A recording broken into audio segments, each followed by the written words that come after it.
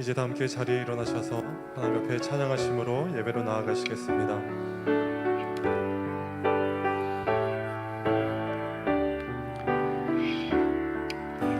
주님의 소요 지금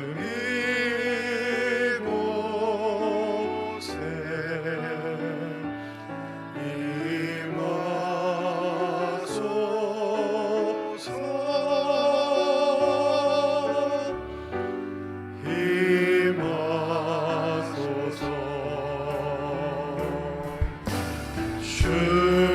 주님의 성령 지금 이곳에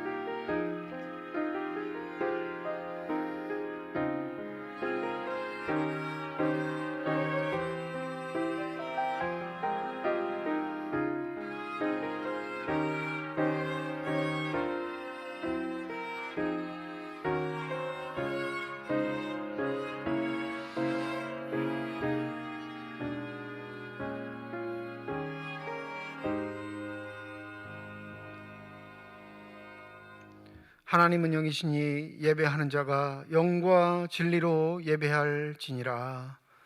거룩하신 하나님, 대린절 첫 번째 주일을 맞이하며 주의 전에 나온 주의 백성들의 예배를 기뻐받아 주시옵소서. 소망의 주님을 기다리고 사모한 우리의 마음에 단단한 믿음의 반석을 허락하여 주시사 흔들리지 않게 하여 주시옵시며, 진실된 마음과 정직한 영을 통하여 삼위일체 하나님을 예배하고 찬양할 때에 우리의 예배를 기뻐받아 주시옵시고, 영으로 임재하여 주시사 주님만 허락하시는 평강이 저희들 심령 가운데 넘치게 하여 주시옵소서. 감사드리며 우리 주 예수 그리스도의 이름으로 기도드립니다. 아멘. 경배 찬송 29장입니다.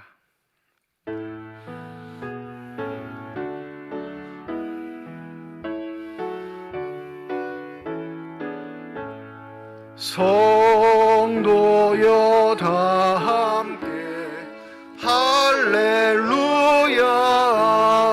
아멘. 주 찬양하여라 할렐루야 아멘. 주 보좌 앞에서 택하신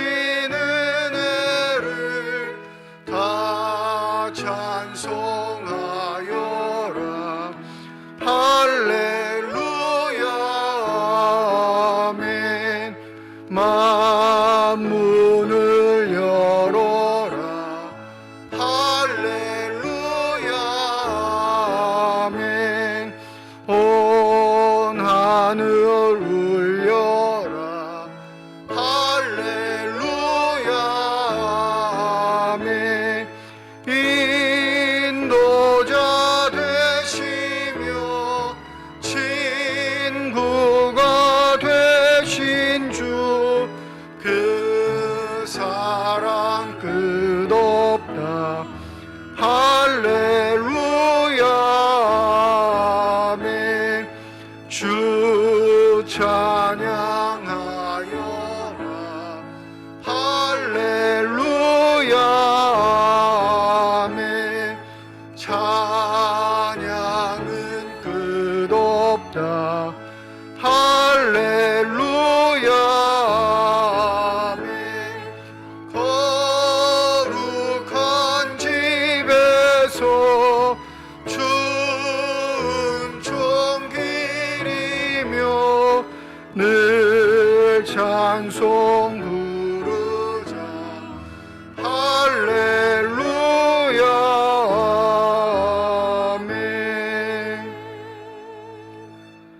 영시교독 115번 구주광님 첫 번째입니다. 성문으로 나아가라 나아가라 백성이 올 길을 닦으라.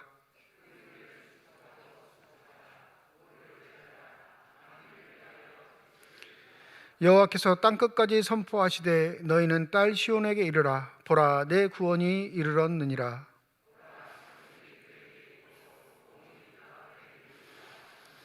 사람들이 너를 일컬어 거룩한 백성이라. 여호와께서 구속하신 자라 하겠고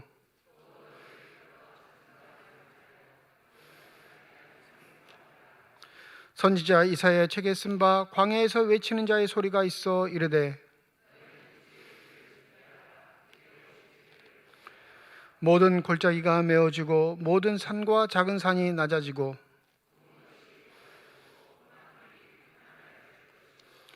모든 육체가 하나님의 구원하심을 보리라 함과 같으니라. 아멘. 지난 한 주간 동안의 삶을 되돌아보며 주님 앞에 참회의 기도를 드립니다.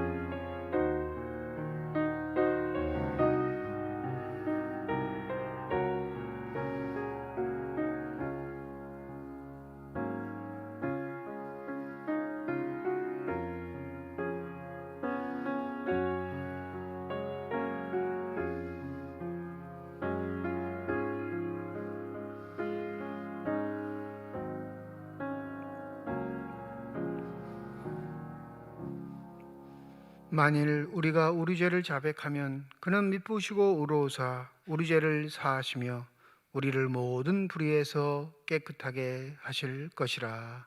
아멘. 나는 전능하신 아버지 하나님 전지의 창조주를 믿습니다. 나는 그의 유일하신 아들 우리 주 예수 그리스도를 믿습니다.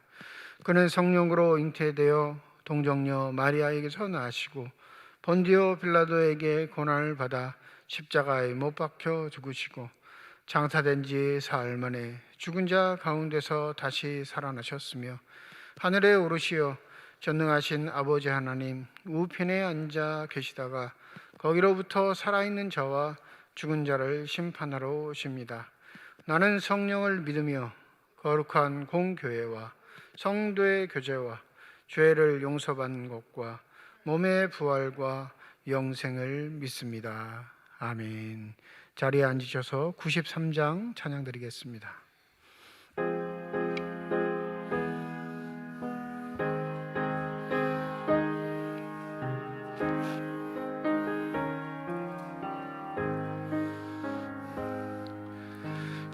예수는 나의 힘이요 내 생명 되시니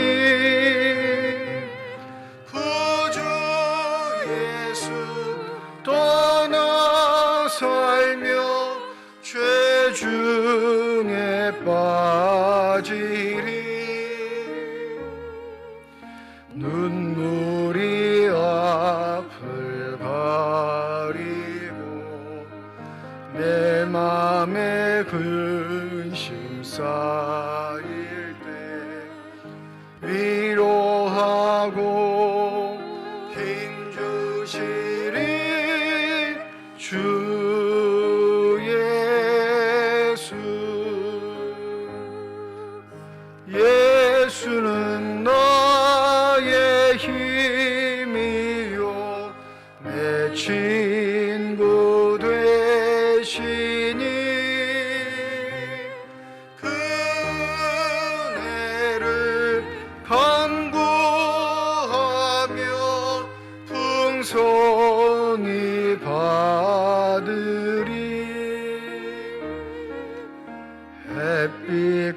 자비를 주시니 추수할 곡식 많도다.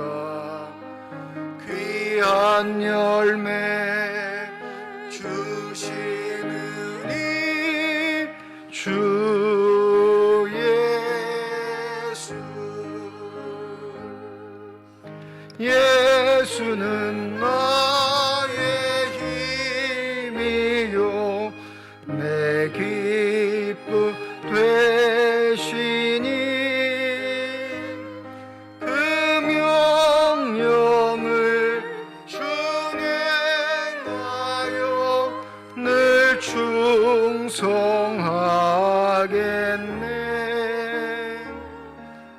주야로 보호하시며 바른 길 가게 하시니 의지하고 따라가리. 주 예수. 예수는 나의 힘이요 내 소망 되시니 이 세상을 떠나갈 때 곧 영생 얻으리. 한없는 복을 주시고 영원한 기쁨 주시니 나의 생명 나의 기쁨 주 예수. 이건옥 장로님 기도 인도해 주시겠습니다.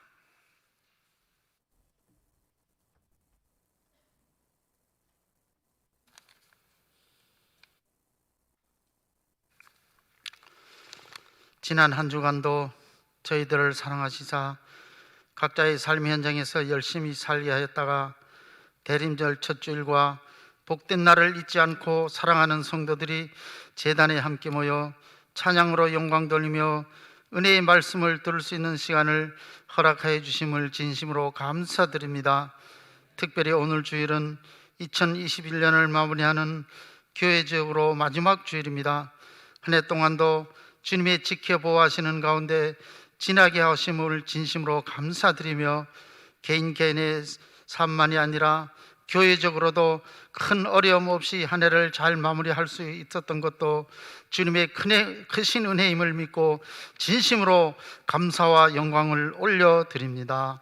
특별히 코로나로 인하여 어려운 가운데서도 제단을 지켜주시어 예배를 드리지 못하는 불행 없이 달려오심을 또한 감사드리며 앞으로도 코로나로 인하여 교회에서 예배를 드리지 못하는 일은 절대로 일어나지 않도록 주의 능력으로 제단을 붙잡아 주시고 하루속히 코로나가 사라지게 하여 주시옵소서.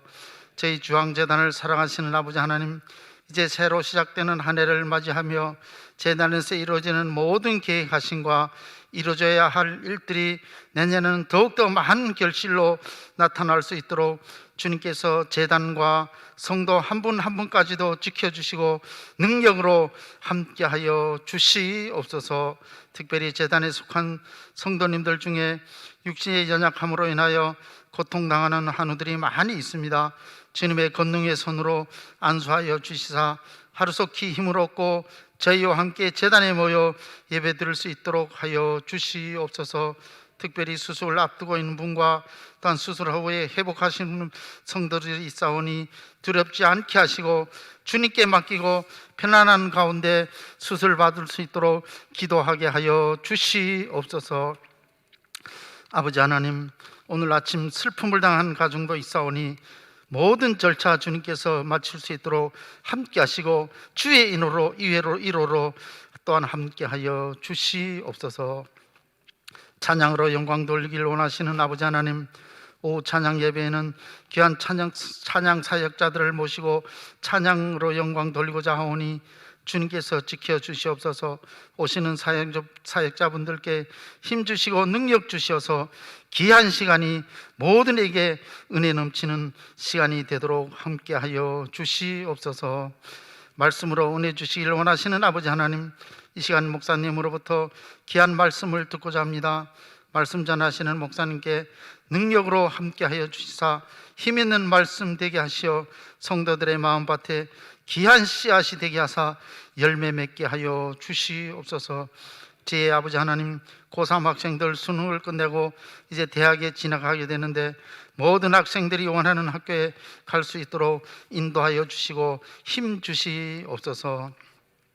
이 시간도 교회 구석구석에서 맡은 바 일에 충성하시는 분들이 많이 있사오니 주님께서 축복으로 함께 하시고 봉사를 통하여 기쁨과 크신 은혜를 받게 하여 주시옵소서. 이제 처음 시간입니다. 마치는 시간까지 주님께서 이 예배를 받아 주실 줄로 믿고 모든 말씀 주 예수 그리스도의 이름 받들고 감사하며 기도드리옵나이다. 아멘.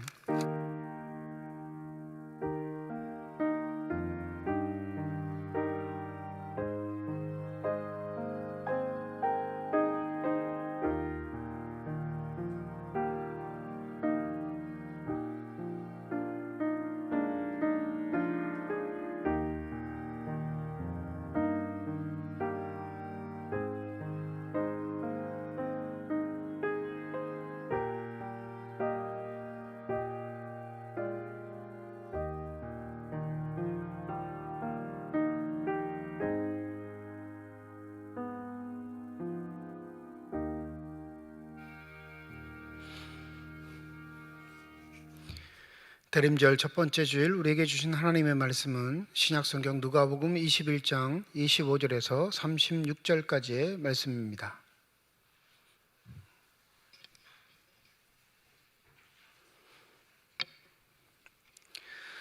신약성경 133페이지 누가복음 21장 25절에서 36절까지의 말씀 제가 봉독합니다. 1월 성신에는 징조가 있겠고 땅에서는 민족들이 바다와 파도의 성난 소리로 인하여 혼란 중에 권고하리라. 사람들이 세상에 임할 일을 생각하고 무서워함으로 기절하리니 이는 하늘의 권능들이 흔들리겠습니다. 그때 사람들이 인자가 구름을 타고 능력과 큰 영광으로 오는 것을 보리라. 이런 일이 되기를 시작하거든 일어나 머리를 들라. 너희 속량이 가까웠느니라 하시더라. 이에 비유로 이르시되 무화과 나무와 모든 나무를 보라. 싹이 나면 너희가 보고 여름이 가까운 줄을 자연히 아나니 이와 같이 너희가 이런 일을 일어나는 것을 보거든 하나님의 나라가 가까운 줄 알라. 내가 진실로 너희에게 말하노니 이 세대가 지나가기 전에 모든 일이 다 이루어지리라. 천지는 없어지겠으나 내 말은 없어지지 아니하리라. 너희는 스스로 조심하라. 그렇지 않으면 방탕함과 술취함과 생활의 염려로 마음이 둔하여지고 뜻밖의 그날이 덫과 같이 너희에게 임하리라. 이날은 온 지구상에 거하는 모든 사람에게 임하리라. 이러므로 너희는 장차 올 이 모든 일을 능히 피하고 인자 앞에 서도록 항상 기도하며 깨어 있으라 하시니라. 하나님께서 이 말씀을 통하여 우리에게 은혜 주시기를 원합니다. 이 시간 쉬운 앙상블 연주를 통해 하나님께 영광 돌리시겠습니다.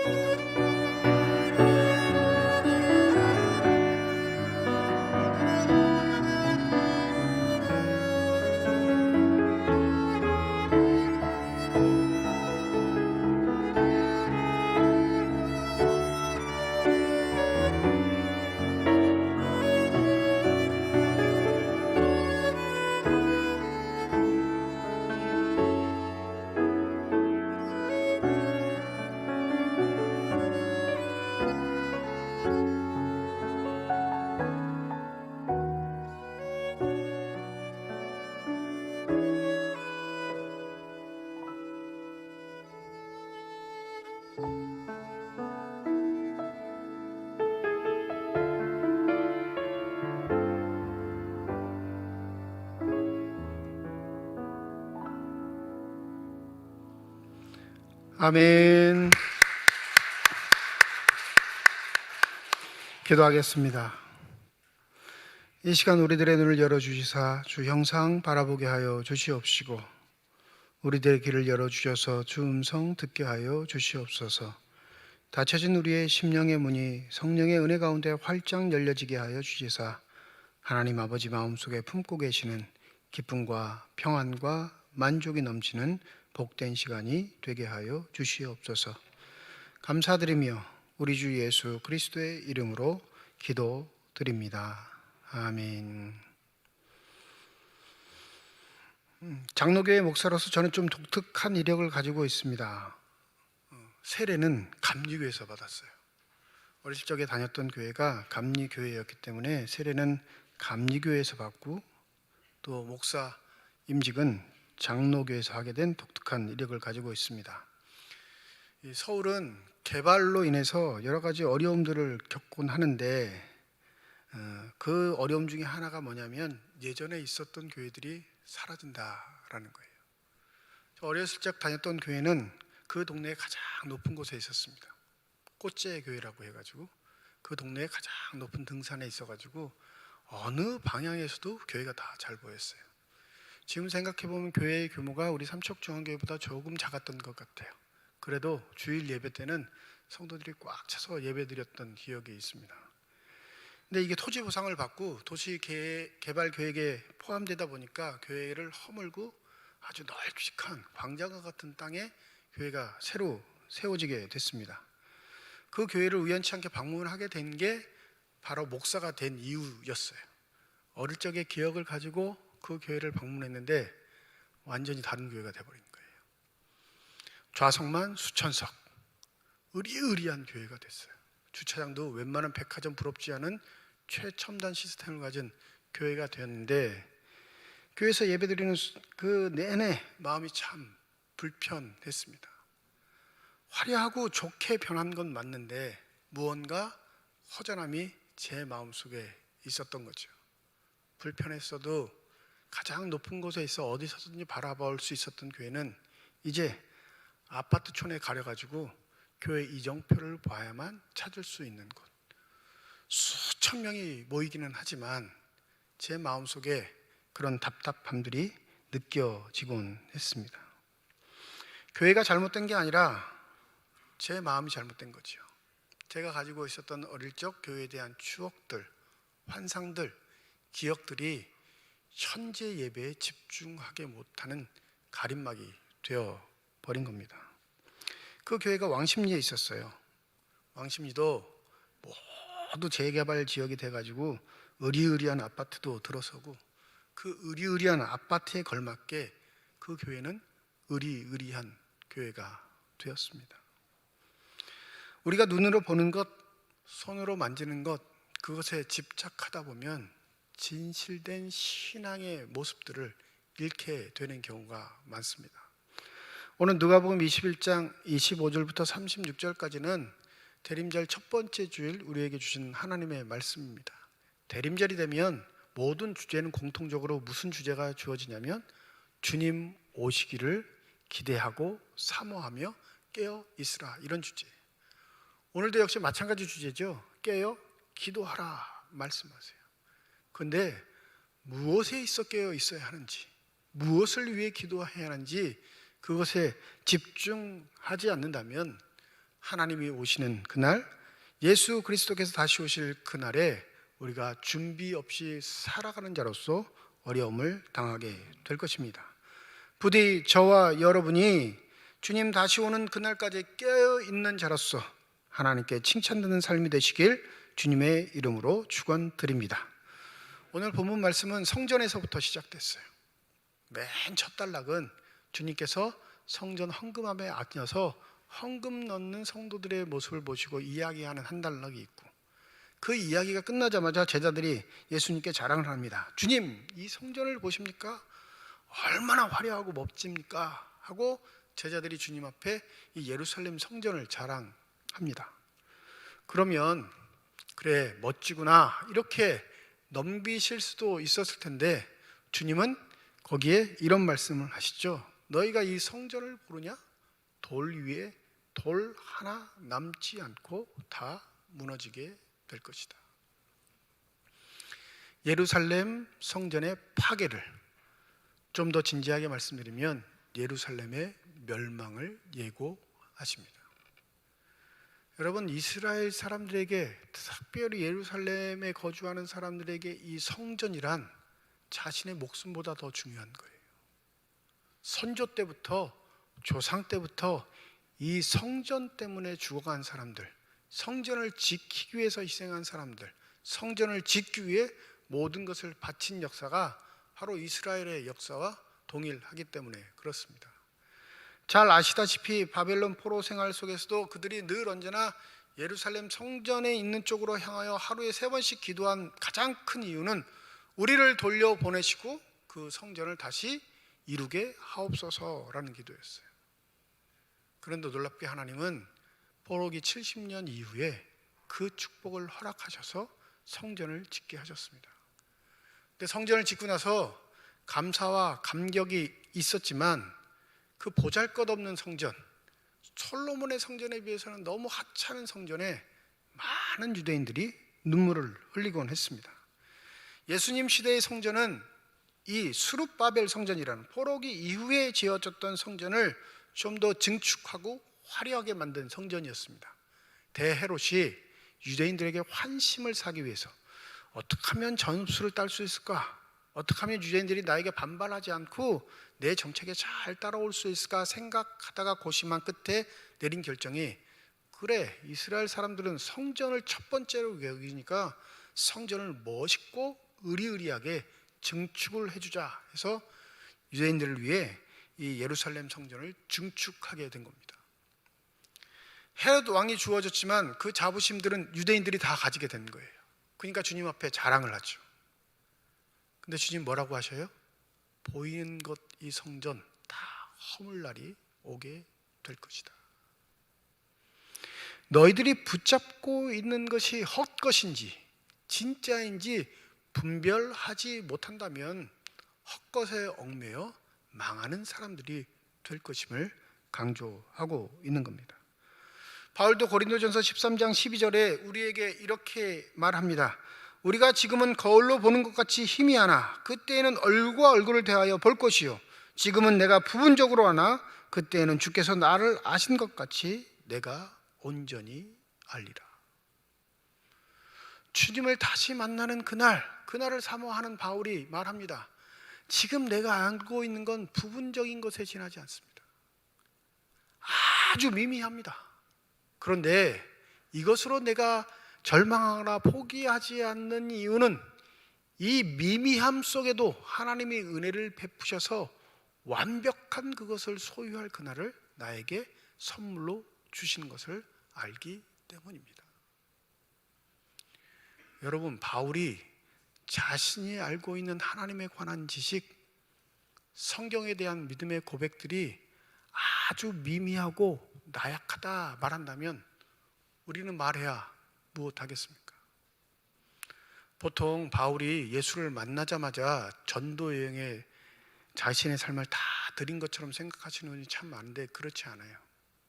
바울의 서신을 이렇게 대조해서 읽다 보면 바울은 예수를 만난 이후에 아라비아 광야에서 3년가를 보냅니다. 뭘 했을까요? 기도하고 구약 성경을 읽었겠죠. 자신이 만났던 그 부활하신 예수가 구약 성경에 예고되어 있는 메시아인지를 확인하는 과정을 거쳤을 겁니다. 그리고 기도했을 거예요. 그리고 그가 활동을 하려고 하니까 활동이 오히려 제약을 받고 큰 낭패를 불러일으키자 자신이 태어났던 고향 다소로 돌아갑니다. 근데 이 다소에서 안디옥 교회로 부름을 받기까지 몇 년이 걸린 줄 아세요? 13년이나 걸렸어요. 13년 동안 그냥 총 말하면 예수를 만나고 16년 동안은요 백수로 산 거예요. 놀고 지냈을까요? 그 13년 동안의 시간도 끊임없이 자신에게 주어진 구약 성경의 말씀을 탐독하고 연구하고 기도로 깨달음을 주시기를 요구했을 겁니다. 그 축적된 시간의 결과물이 13권의 바울 서신으로 나타나게 된 거예요. 바울이 예수를 신학적으로 정리하는 최초의 사람이 된 이유도 바로 거기에 있었습니다. 남들은 전도하러 다닐 때 예수를 만났다고 열심히 전도하고 능력을 보일 때 바울은 처참한 마음을 안고 자신의 고향 다소에서 10수년간을 침묵하며 살았습니다. 그런데 여러분, 그 시간이 지나자마자 바나바라는 사람을 통해 하나님이 바울을 건져내셨고, 그 이후의 삶이 우리가 잘 알고 있는 사도로서 무려 4번이나 세계 전도 여행을 하는 주인공이 되게 하였습니다. 바울이 버틸 수 있었던 것, 바울이 그 고난의 시간, 침묵의 시간들, 아무도 알아주지 않는 그 세월을 버틸 수 있었던 건 바로 하나님의 미세한 음성 속에 반응할 줄 아는 신앙의 신비를 이루어 갔기 때문입니다. 그전에는 자신을 드러내는 삶을 원했습니다. 그러했기에 기독교인들을 박해하는데 앞장선 청년이 되었던 거죠. 자신의 신념이 더 중요했기에 하나님을 비방하는 기독교인들을 가만히 둘 수 없었습니다. 그러하기에 생각보다도 행위가 더 앞섰는지도 모르겠습니다. 그러나 주님을 만난 이후에, 부활하신 예수를 체험한 이후에 그는 침묵의 사람으로서 무려 16년간을 준비한 이후 자신의 삶이 주 앞에 드려져도 아깝지 않다는 고백을 한 믿음의 사도가 된 줄 믿습니다. 종말의 때를 맞이하는 우리가 염두해 두어야 할 것이 바로 여기에 있습니다. 36절에 말씀하시죠. 너희는 장차 올 이 모든 일을 능히 피하고 인자 앞에 서도록 항상 기도하며 깨어 있으라. 이런 구절이 나오면 대부분들은 뭘 생각하시냐면, 기도 열심히 해야지, 내 기도의 자리를 지켜야지, 아이고 내가 기도를 못하고 있었는데 하나님이 날 책망하시네, 이렇게 말씀하시는데, 여러분, 초대교회 때 기도하고 깨어있으라의 의미는 그 의미가 사뭇 좀 다릅니다. 초대교회 당시는 여전히 성경은 뭐만 있던 시대지요? 구약 성경만 있던 시대예요. 신약이라는 성경이 존재하지 않았을 때입니다. 그래서 기도하며 깨어있으라는 건 뭘 말하냐면, 구약의 말씀에 근거하여 성령 하나님께서 너에게 가르침을, 깨달음을 주시는 곳에 집중하라라는 거예요. 즉, 너가 살아온 경험과 가치와 태도를 내버리고 주님이 너를 인도하시는 방향으로 살아갈 수 있도록 결단하고 다짐하라라는 의미가 포함되어 있는 겁니다. 종말의 때가 오면 무시무시한 일들이 일어날 것이다 라고 막 여러 가지가 나열되어 있어요. 하늘의 별과 달과 해가 이상해질 것이고, 바다도 파다도 땅들도 이상한 일들이 벌어지게 될 것이다, 수많은 이야기를 하지만 주님이 정작 믿는 자들에게 강조하신 말씀은 뭐예요? 항상 깨어있어 기도하라. 세상이 망했다고 난리칠지라도 그 소문에 너희들이 귀 기울이지 말고 정말로 귀 기울여야 할 것은 하나님의 음성이 어느 곳에서부터 들려오는지에 집중하라, 우리에게 말씀하시는 줄 믿습니다. 그러지 않는 자들의 삶이 34절에 나타납니다. 하나님의 음성을 귀 기울이지 않고 하나님의 뜻이 어디에 있는지 알아보려고 하지도 않고 성령의 음성을 무시하는 자들이 취하는 삶의 태도가 34절에 나타나는데 이렇게 말하죠. 너희는 스스로 조심하라. 그렇지 않으면 방탕함과 술 취함과 생활의 염려로 마음이 둔하여지고 뜻밖의 그날이 덫과 같이 너희에게 임하리라. 이 본문 말씀 들으면 다들 마음속에 불안한 의식보다 담대함이 있을 거예요. 나 술 마시지 않는데? 나 그렇게 방탕하게 살지 않았어. 생활에 염려는 있지만 내 삶을 다 휘어잡을 정도까지 그렇게 염려하지는 않아. 이렇게 담대하실 겁니다.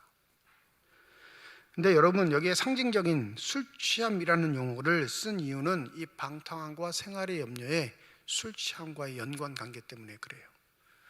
술 취한 생활을 오래 하게 되면 그 술 취한 삶의 결과가 뭘로 나타나냐면 방탕함으로 나타나요.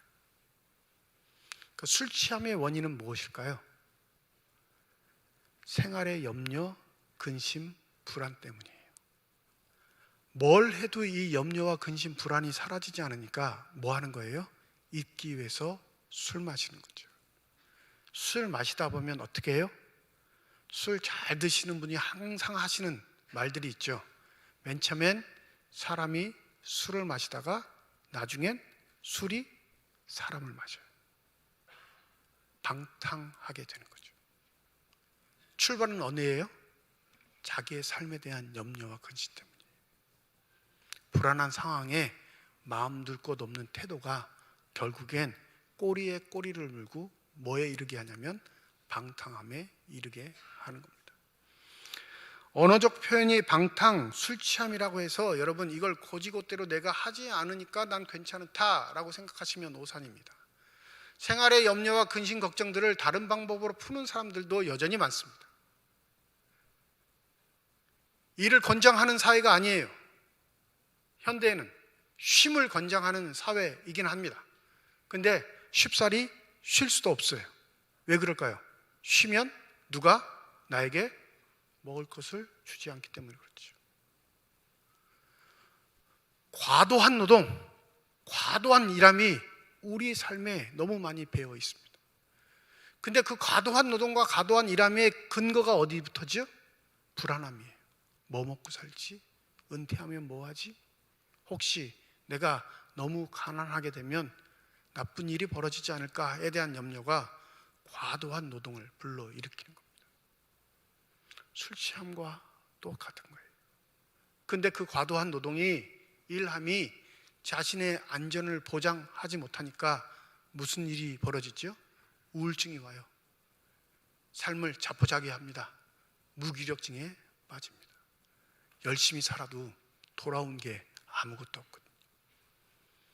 남들 놀 때도 쉬지 않고 일했는데 논 사람보다 나은 게 더 없거든요. 최선을 다해서 안 쓰고 모아서 자녀들에게 주었는데 자녀들이 그렇게 녹록지 않거든요. 그러면 사람은 그 기대에 걸맞는 결과들이 오지 않을 땐 방탕하게 되는 겁니다. 흥청망청 사는 그런 개념이 아니라 무기력하게 살아가는 거예요. 하나님의 인도하심을 따라 살아가는 게 아니라 그냥 시간이 흐르는 대로 살아가는 삶이 되어버리는 거죠. 그렇지 않기 위해서는 어떠해야 하냐? 우리에게 말씀하시기를 항상 기도하며 깨어 있으라 말씀하시는 겁니다. 부디 이 은혜가 저와 여러분에게 있기를 소원합니다. 항상 기도하며 깨어 있으라, 이런 삶은 다른 말로 얘기하면 분별력 있는 삶을 살아라 라는 말과 동일합니다. 구분해라 라는 거예요. 우리가 잘 알고 좋아하는 말씀 중에 로마서 12장 1절과 2절 말씀이 있죠. 그 2절 말씀은 이렇습니다. 너희는 이 세대를 본받지 말고 오직 마음을 새롭게 함으로 변화를 받아 하나님의 선하시고 기뻐하시고 온전하신 뜻이 무엇인지 분별하도록 하라. 이 분별의 삶이 깨어있고 기도하는 삶이라는 사실을 우리가 반드시 명심해야 합니다. 여러분, 앉아서 기도만 하면 분별이 저절로 생길까요? 이 분별은 우리의 삶의 각 요소마다 하나님이 다 새겨놓으셨어요. 말씀을 통해서, 예배를 통해서, 찬양을 통해서, 사람과의 만남을 통해서, 내 일터에서 일하는 와중에도 하나님은 언제든지 우리에게 말씀하고 계시는 줄 믿습니다. 그런데 문제는 우리가 듣지 않는다는 거예요. 다른 리듬을 가지고 살아가기 때문에 그래요. 어떤 믿음이요? 내가 소망하는 믿음, 내가 바라는 믿음, 성공하고 싶고 떵떵거리고 싶고 남부럽지 않고 싶은 이 본성에 충족하니까 작게 가벼이 다가오는 것처럼 느끼는 소리에는 우리가 귀 기울이지 않는 겁니다. 이 분별에 관한 책 중에 대중적으로 가장 좋은 책이 뭐냐면 이 카톨릭 신부였던 헨리 나우엔이라는 사람이 쓴 분별력이라는 책입니다. 꼭 한 번씩 읽어보시기를 권장합니다. 오늘 제가 책장사라는 말을 들어도 좋아요. 읽어보세요. 그러면 우리의 신앙생활이 얼마나 편향되어 있는지를 알게 될 겁니다. 헨리 나우엔은 그 책에서 분별을 이렇게 정의합니다. 분별은 일상에서 하나님이 어떻게 일하시는지 아는 영적 통찰이나 경험 지식으로 영성 훈련을 통해서 얻는다. 저절로 얻어진다는 거예요? 훈련을 통해서 얻어진다는 거예요? 훈련을 통해서 얻어져요. 그 훈련은 대부분 실패를 통해 새롭게 깨닫게 합니다. 그리고 그 책에서 이렇게 말합니다. 분별이란 더 낮은 소리에 귀를 기울이고 우리가 원하는 박자가 아닌 우리를 이끄시는 박자에 맞춰 살아갈 때 얻어지게 된다. 우리의 마음에는 두 가지 소리가 있죠. 끊임없이 우리 스스로가 만들어내는 소리, 또 하나는 성령이 우리에게 주시는 소리가 있습니다. 이걸 박자, 리듬이라고 하면 우리가 원하는 박자가 있는 거고요, 성령께서 들려주시는 박자가 있는 거예요. 근데 내 몸으로 연주할 때 우리는 뭐에 익숙하냐면 내가 내는 박자에 익숙해요. 춤 잘 추시나요? 춤 좋아하세요? 저도 기회가 되면 꼭 서울행 결혼식 버스를 한번 타고 싶은데 대부분 토요일 날 하셔서 가지는 않습니다. 집사람이 갔다 오면 혀를 내둘 정도예요. 어떤 권사님이 교회에서는 아이고 다리야 그러셨는데 버스에서는 날아다니셨다고. 그렇게 박자를 잘 타시는 분 처음 봤다고.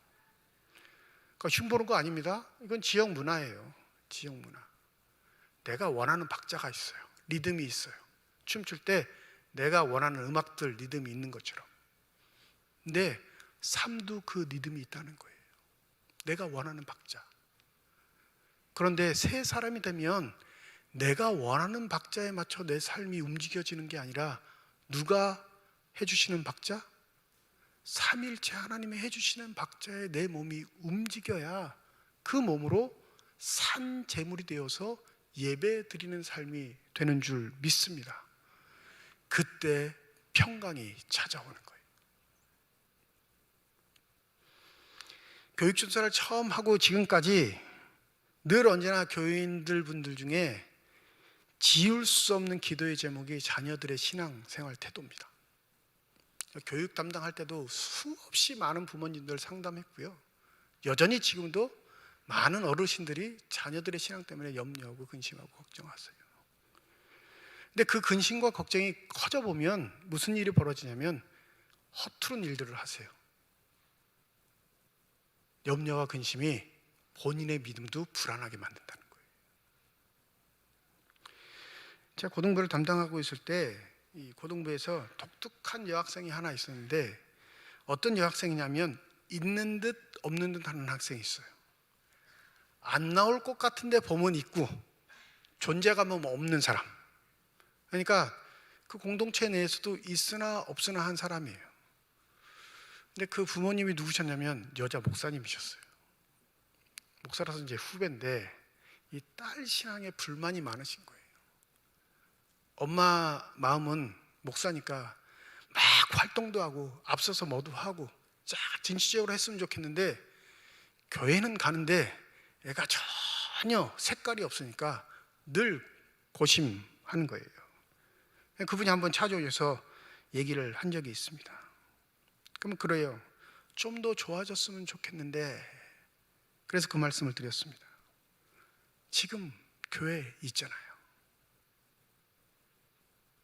지금은 그때이니까 잠잠히 있을지라도 교회에 있는 것으로 만족하시면 하나님이 그를 이끄실 때 부모의 욕심보단 그 이끄심에 순종할 수 있는 부모가 되지 않으시겠어요? 내 기대보다 하나님의 기대가 더 크다는 사실을 잊지 마세요. 그러나 하나님은 우리의 방법이 아닌 하나님의 방법으로 이끄실 줄 믿습니다. 그게 하나님을 신뢰하는 사람이에요. 그게 깨어 기도하는 사람의 삶의 특징입니다. 그러니 나우엔이 뭐라고 해요? 낮은 곳에서 흘러나오는 소리에 귀 기울일 때 분별력이 있다라는 겁니다. 믿음으로 위장되어 흘러나오는 리듬들이 있습니다. 박자들이 있어요. 근데 그게 믿음의 모습인 것처럼 보이지만 속내는 우리의 욕심일 때가 참 많습니다. 저와 여러분이 하나님의 힘보다 더 강한 것을 가지고 있을까요? 그렇지 않습니다. 믿으십니까? 고백하십니까? 그러면 하나님의 방식을 인정하세요. 하나님의 이끄심을 확신하시기 바랍니다. 그러한 자만 깨어있는 은혜로 말미암아 하나님의 풍족한 사랑을 누릴 수 있는 줄 믿습니다. 누가복음 11장 13절에 보면 예수께서 이렇게 말씀하십니다. 너희가 악할지라도 좋은 것을 자식에게 줄 줄 알거든 하물며 너희 하늘 아버지께서 구하는 자에게 성령을 주시지 않겠느냐. 성령은 이미 우리에게 와 계셔요. 그리고 그분은 날마다 우리에게 말씀하십니다. 깨어있지 않으면, 그 임성에 민감하지 않으면 늘 믿음으로 가장된 내 욕망으로 살아가는 어리석은 사람이 될 것입니다. 오늘 아침에 부고 소식을 들었어요. 참 먹먹했습니다. 토요일 새벽에 그 남편분께서 문자를 남기셨더라고요. 집사람이 의식이 없습니다. 오늘 넘기기가 힘듭니다. 이렇게 새벽에 문자로 남기셨어요. 확인을 제가 아침에 했어요. 아침에 전화를 거니까 담담하시더라고요. 통화를 하니까 뭐라고 하시냐면, 목사님, 저는 일을 해야 해서 일터로 돌아가는데 아이들이 병실에 남아 있습니다. 그러더라고요. 코로나니까 가족 전체가 다 병실에 못 올라가요. 가족 중에 한 사람만 올라갈 수 있는 거예요. 그런데 의사가 중환자실에 두지 않고 입원실에 올려줘서 한 사람씩 교대로 얼굴은 볼 수 있었습니다. 임종할 줄 알았는데 새벽 4시에 혈압도 돌아오고 의식이 돌아오는 것 같아서 좀 안도했는데 만 하루 만에 하나님의 부르심을 받은 거예요. 그 부르심을 받은 것보다 제 마음이 더 애렸던 건 남편은 일상으로 돌아갈 수밖에 없는 삶이었다라는 거죠. 하나님이 우리가 예측하는 곳, 기대하는 곳, 우리가 생각하는 곳에만 계시는 게 아니라 그 일상으로 돌아갈 수밖에 없는 발걸음 속에도, 마음 속에도 있다는 사실을 잊지 마시기 바랍니다. 그것을 누리는 자, 확신하는 자가 깨어 기도하는 삶인 줄 믿습니다.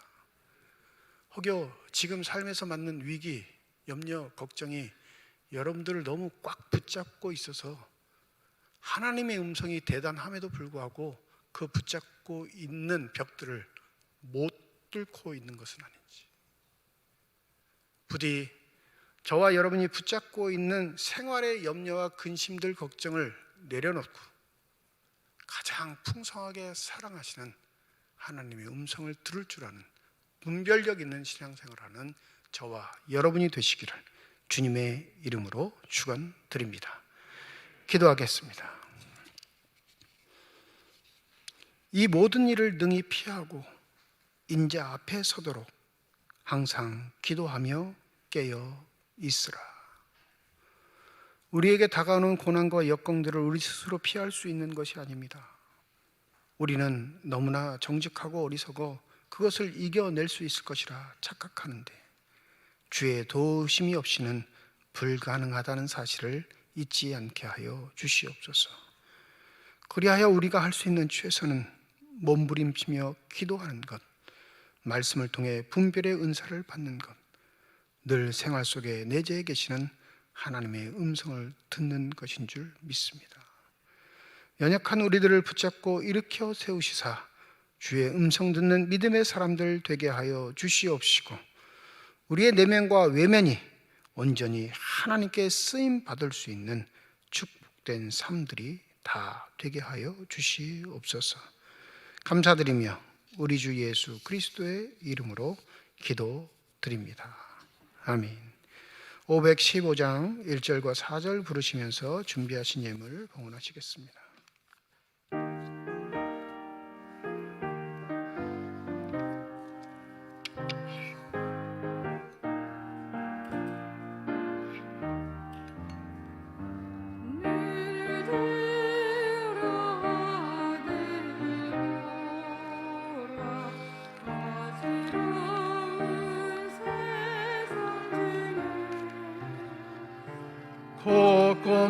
곳곳마다 상한 영의 탄식 소리 들려온다. 빛을 잃은 많은 사람, 길을 잃고 헤매이며 당자처럼 기징하니 믿는 자여 어이할꼬. 눈을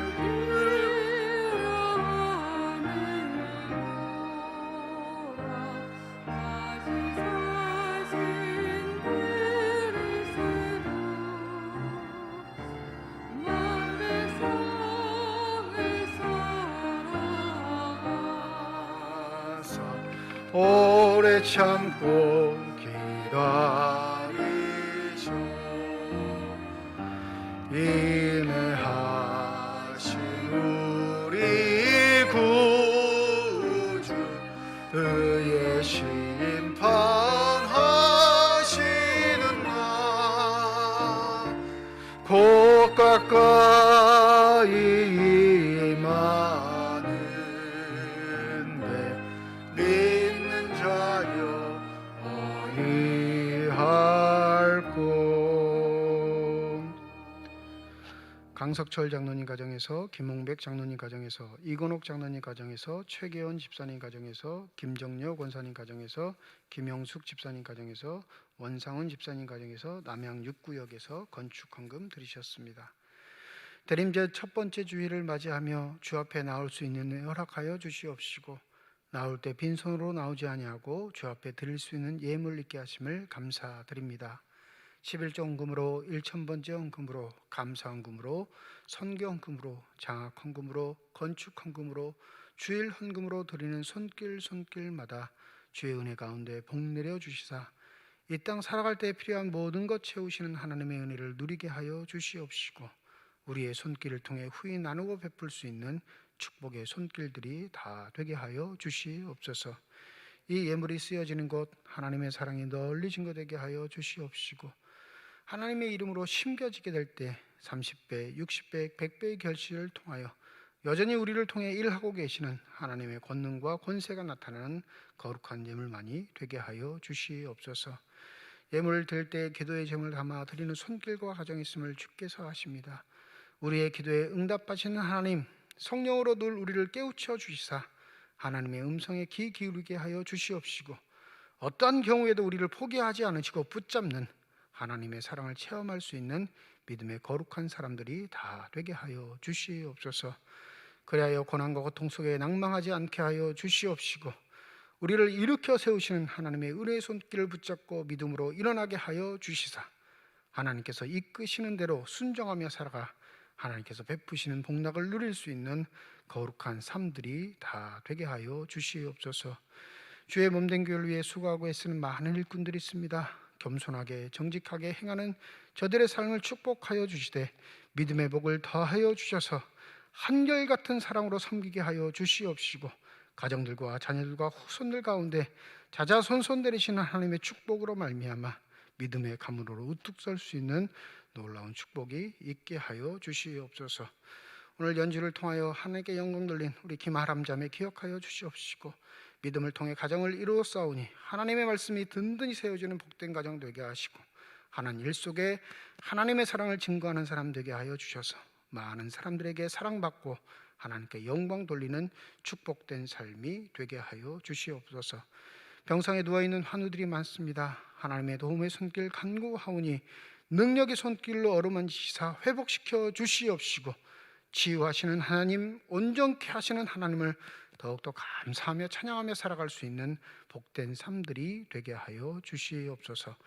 코로나19로 인하여 여전히 어려움을 겪고 있는 우리의 일상에 하나님 은혜로 함께하여 주시옵시고, 이 어려운 상황에서 가장 최선에서 열심히 일하고 있는 사람들이 있음을 잊지 않게 하여 주셔서 죄를 모두 협력하게 하여 주시옵시고, 이 위기를 잘 극복할 수 있는 믿음의 사람들만 되게 하여 주시옵소서.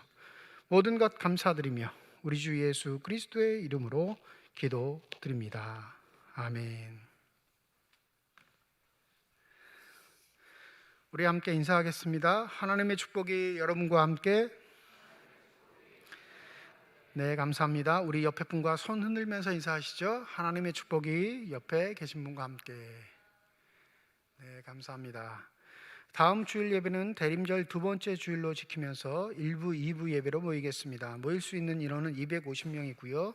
주중 예배는 새벽 기도회와 수요 예배로 모이고, 교회 학교도 부서별로 50% 참석해서 예배를 드리겠습니다. 11월 1일 수요일 12월 첫날인데 월삭 기도회로 새벽에 모입니다. 새벽 5시 본당에서 월삭 기도회 드리니까 12월 첫날을 여러분 기도로 열 수 있도록 협력해 주시면 감사하겠습니다. 오늘 오후 2시 본당에서 우리 달빛마을 찬양 사역자 모시고 찬양 콘서트를 진행합니다. 예배 형식은 아니고요, 순전히 콘서트처럼 여러분 들으시고 또 함께 하실 수 있는 시간을 마련했으니까 부담 갖지 마시고 오셔서 함께 해주시면 감사하겠습니다. 아주 예쁘게 신앙생활 잘하는 부부입니다. 또 젊은 세대들에게 도전과 또 용기도 줄 테니까 여러분들 함께 하시면서 좋은 은혜의 시간 받으시길 바랍니다. 다음 주일 2부 예배 후에 본당에서 정기 재직회로 모이겠습니다. 2021년 결산과 2022년 예산에 관한 사안들입니다. 예결산위원회 내일 오후 6시 1층 쉼터에서 모입니다. 당회원 중에 장로 당회원, 재직회 부서장, 권사안수집사 회장, 부회장 모이셔서 우리 예결산위원회 진행하도록 하겠습니다. 2022년 봉사자 모집하고 있습니다. 다음 주에 이제 일꾼들 임명하게 되는데 아직 기도 중에 있는 분들 결정하셔서 2020년 한 해 주의 몸된 길에 봉사해 주시기를 부탁드리고, 원하시는 분들은 반드시 지원서를 작성하셔서 사무실로 제출해 주시기 바랍니다. 교회 요람 제작 중에 있습니다. 바뀌시는 주소, 연락처 꼭 알려주셔야 바꾸게 되고요. 사업장도 혹시 바뀌게 되셨으면 사업장도 꼭 알려주시길 바랍니다. 더불어 구역 편성 중에 있는데 주소 바뀌었는데 말씀해 주시지 않으면 구역 편성에 어려움이 있으니까 꼭 확인하셔서 사무실로 변경사항 알려주시면 감사하겠습니다. 삼척시 기독교연합회 정기총회가 내일 오후 5시 우리 삼척중앙교회에서 있습니다. 지난주 우리 김홍백 장로님 어머니 별세하셔서 21일에 모든 장례를 마쳤습니다. 우리 김홍백 장로님, 강순자 권사님 잠시 일어나실까요? 네.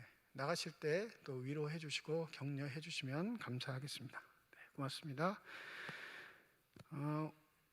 우리 교회 김원학 집사님 삼척시 의원이신데 이번에 큰 상을 받으셨습니다. 지방의정봉사상을 수상하셨는데 여러분 보시면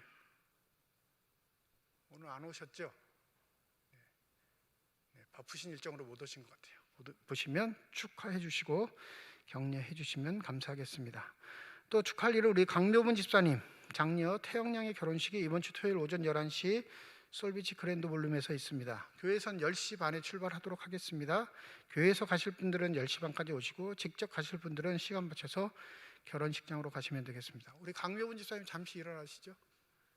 네, 저기 3층에 앉아 계신데 우리 박수로 축하하도록 하겠습니다. 네, 감사합니다. 우리 김현주 권사님 범사에 감사하셔서 강단장식 준비해 주셨습니다. 감사드리고 가정과 자녀들 앞길 위해 하나님의 축복이 함께 하시길 주님의 이름으로 축원드립니다. 또 우리 김홍백 장로님 가정에서 어머니 장례 위로 조문에 감사해서 오늘 가실 때 떡을 준비해 주셨습니다. 나가실 때 다 떡 받으시고 서로 격려해 주시면 감사하겠습니다. 또 오늘 이순환 권사님 무릎 수술하시고 퇴원하신 후에 첫 번째 예배 참석하셨는데 우리 박수로 격려하도록 하시죠. 네. 되게 힘있게 일어나시는데 엄청 아프실 거예요. 엉성하게 일어나면 그럴까봐 그냥 힘있게 일어나셨는데 잘 더 회복하실 수 있도록 여러분이 기도해 주시면 감사하겠습니다. 또 한 가지 좀 슬픔의 소식인데 우리 함께 신앙생활을 했던 미로구역 정교영 집사님이 오늘 아침에 하나님의 부르심을 받으셨습니다. 돌아가신 건 강릉 아산병원에서 돌아가셨는데 장례 절차를 삼척의료원 장례식장에서 하려고 오전에 아마 의료원으로 옮기셨을 거예요. 그래서 2부 예배가 끝나면 저랑 통화를 좀 하시기로 하셨는데 모든 절차는 교회에서 진행을 합니다. 근데 여러분들 또 주일이시고 평일에 참석하시기 좀 힘드실 것 같아서 오늘 오후 4시에 위로 예배를 드리도록 하겠습니다. 그래서 장례식 예배 같이 하실 분들은 우리 오후에 찬양 콘서트 다 함께 하시고 그리고 그 시간 끝나면 이제 의료원 장례식장 가서 위로 예배를 드리고 입관이나 발의는 유족들하고 상의해서 절차대로 진행하도록 하겠습니다. 여러분 유족들을 위해 기도해 주시고 또 장례 절차가 잘 진행될 수 있도록 함께 기도해 주시면 감사하겠습니다. 이제 다 함께 일어나셔서 결단 찬양 하나님께 드리겠습니다.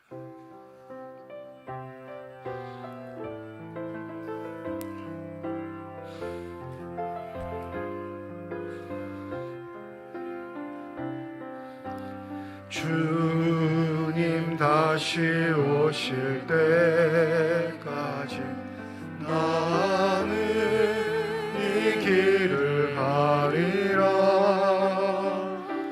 좁은 문 좁은 길 나의 십자가 지고 나의 가는 이 길 끝에서 나는 주님을 보리라. 영광에 내 주님 나를 맞아주시리. 주님 다시 오실 때까지 나는 일어나 달려가리라. 주의 영광 온 땅 덮을 때 나는 일어나 노래하리. 내 사모하는 주님 온 세상 구주시라. 내 사모하는 주님 영광의 왕이시라. 내 사모하는 주님 온 세상 구주시라. 내 사모하는 주님 영광의 왕이시라. 이제는 우리 주 예수 그리스도의 은혜와 하나님의 사랑과 성령의 교통하시고 내주하시고 역사하시고 충만하심이 사랑하는 가족을 먼저 하늘나라로 보내며 하나님의 위로와 소망을 간구하는 우리 김홍백 장로님 가족 위에와 고 정교영 집사님 유족들 위에와 주의 말씀을 마음에 새기고 삶의 자리로 돌아가 늘 깨어 있어 주의 말씀에 순종하기를 원하는 주의 거룩한 자녀들, 이들의 가정과 일터와 앞길 위에 이제로부터 영원토록 함께 하시기를 간절히 축원하옵나이다. 아멘.